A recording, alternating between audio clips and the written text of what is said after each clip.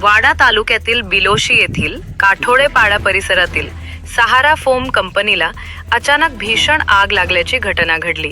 या आगीत कंपनीतील मोठ्या प्रमाणात फोम व इतर ज्वलनशील साहित्य जळून खाक झाले असून मोठे आर्थिक नुकसान झाल्याचा प्राथमिक अंदाज व्यक्त केला जात आहे।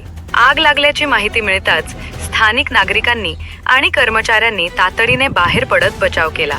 दरम्यान अग्निशमन दलाने घटनास्थळी धाव घेत आगीवर नियंत्रण मिळवण्यासाठी शर्थीचे प्रयत्न केले। फोम सारख्या ज्वलनशील पदार्थामुळे आग वेगाने पसरल्याने काही काळ परिसरात धुराचे लोट पसरले होते। या घटनेत सुदैवाने कोणतीही जीवितहानी झाल्याची माहिती समोर आलेली नाही।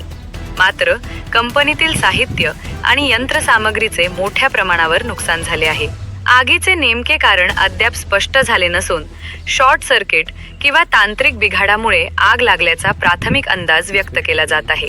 संबंधित यंत्रणेकडून घटनेचा अधिक तपास सुरू आहे।